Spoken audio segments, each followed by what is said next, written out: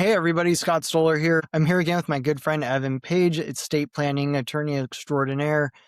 Evan, let's talk about one of the mistakes that I, through the real estate side, see people make, especially if there's a trust and they are administering it themselves. They think that they're doing the right thing by starting to clean up the home, go through personal effects.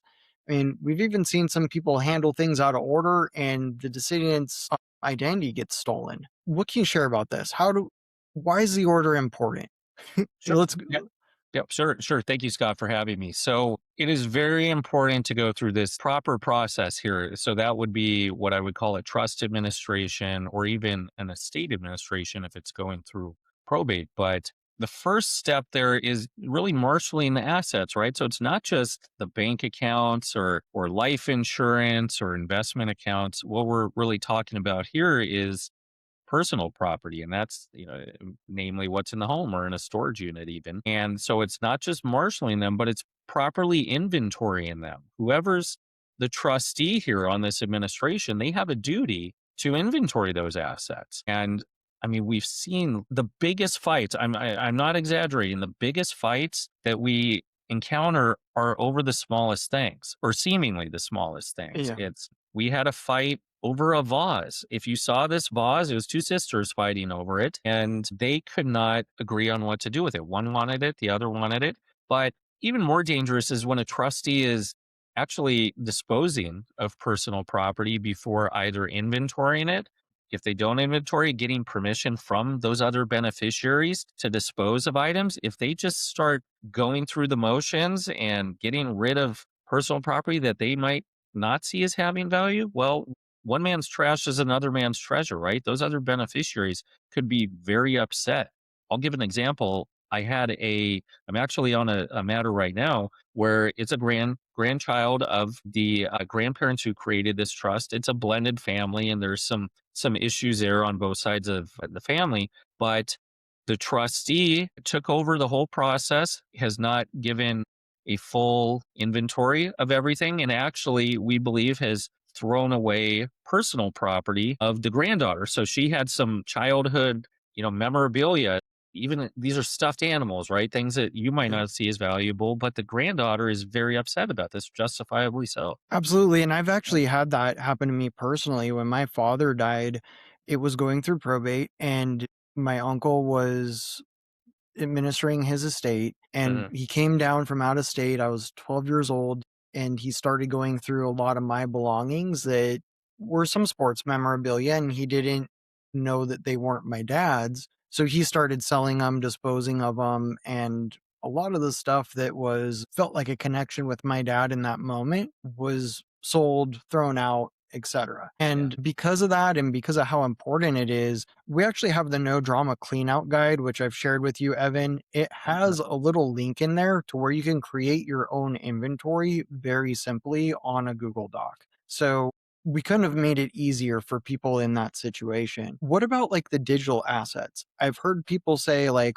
well, I have mom's passwords to her Gmail, so I'll Mhm. just go in there. Is that safe? Or is that something that you'd recommend people refrain from doing until other items have been taken care of? I think while it is important to take care of the other items, yes, securing those digital assets is very important as well. And fortunately, the law has caught up to this. For quite some time, we would have clients who were locked out of their parents' iPhone, their iCloud account or Facebook account, and all they wanted was the pictures, right? That's all Yeah. they really cared about. They didn't need to go through, what their parents were saying online or anything like that. But these companies would refuse that. And so fortunately, with a properly drafted estate plan, usually within a trust at that point, if the person has passed on, giving that successor trustee the legal authority here in California to be able to access those digital assets, secure them, and do what needs to be done in terms of maybe sharing photos with the rest of the family, that kind of thing.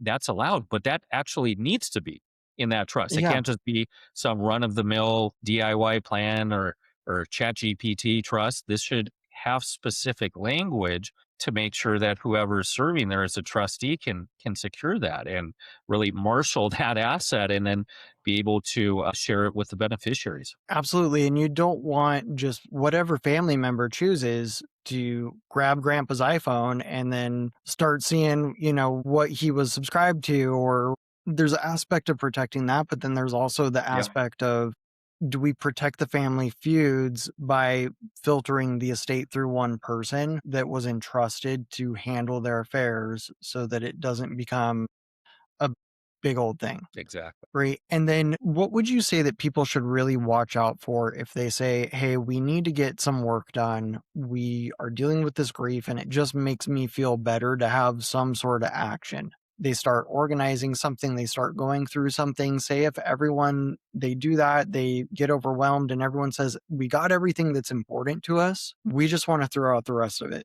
Mhm. What do we watch out for in that? How do we watch out for that so that, we don't hire a clean out company that we don't know that comes in, creates some problems? I've had that happen on one of my real estate Mhm. deals. I had to fire the clean out guy for some out of state clients of mine. What can people like that do to be proactive and protect themselves? Just watch for Sure. checkbooks, social security cards. What do we want to make sure we're securing? Sure. I think going through that property, of course, having the trustee make sure that this is being thorough, but going through those items of personal property, make sure there's no, like you said, sensitive information floating out there. Also using somebody like you, Scott, who has this experience and those resources and referrals for a reputable cleanup company if it comes down to that, making sure that's done. At the end of the day, we want to be transparent here. Transparency is key among the trustee who, they're doing all the work, not all the work, but they're Yeah. doing a lot of the work and not a lot of thanks sometimes when they're owed that. But nevertheless, they're the ones that have these fiduciary duties to the beneficiaries, to the trust, and to the beneficiaries of the trust. So being transparent about that process, having all the beneficiaries who are entitled to this involved. I mean, just keeping everybody involved, even if somebody's out of state and they say, well, I can't make it out there, this or that, still try to get them involved as much as possible so that Yeah. so that they don't come back and say, hey, you threw this out. What about this? I What about that? I mean, at the bare minimum, we have FaceTime, we have pictures and text messages. We're Exactly. living in the future. It's Hmm. easy to do now. Yeah.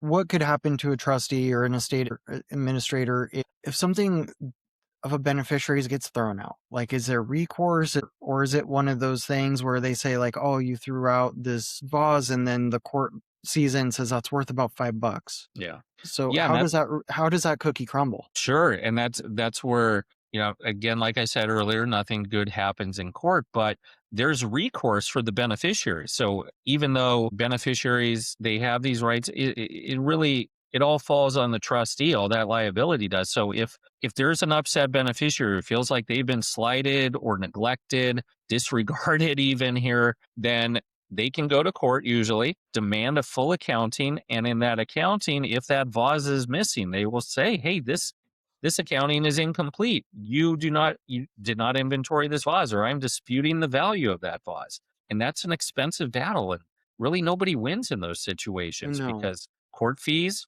are exorbitant when we're having a fight. It takes years to resolve. Things get put on hold. Usually the distribution of the rest of that personal property is at a standstill until everybody's on board, until the court reviews that accounting, until there's some sort of settlement or even a trial on it. So it can really spiral out of control on these little things. And I think that's one thing that I really see a lot. I'd like to hear your comments on this, where say if a beneficiary is in disagreement on anything, whether it's the accounting, whether it's selling the property, whether it's, maybe the successor trustee paid for bills after the passing and then, hey, we got to sell it because I can't afford to pay the bills anymore, but their sibling didn't pay anything. How, they're arguing over how all this just falls into place. And I think a lot of people forget that the successor trustee can oftentimes use estate funds to defend the trust. And just through that fight, they're already lowering their inheritance. So the minute that start fights, they've already lost. Exactly. Yes. Yes, and that's where they have to go to court to ask for quote instructions from a judge to say, "Hey, this is where it's at, and I'm acting the way I think I should be acting. This beneficiary disagrees with me on this, so I need you to weigh in, judge." But that comes at, like you said, Scott, a huge cost and a huge commitment. It's litigation, and it's people battling it in court, and it takes time and it costs a lot of money. Is there any way that you would just any markers that you would suggest of how people decide if that battle's worth it or not, or any of these battles? I think that's where, again, the trustee needs to be open about things. And, if the trust says that an accounting should be provided, okay, maybe they need to prepare that formal accounting and provide that.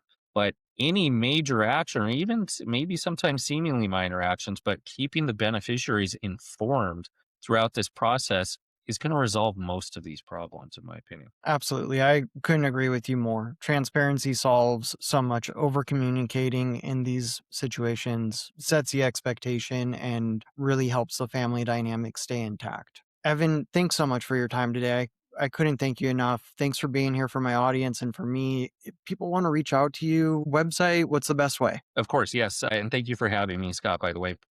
I could be reached on my website's probably the easiest way to find me and learn a little bit more about me at afadipage.com. And there's my contact information. If anybody has questions, they can always reach out. Awesome. And we'll be sure to drop that web link in the description for all of you. So if you need to get in touch with Evan, it's just one click away. Evan, Thank you. thanks so much. Great seeing You're you as welcome. always. Thank you.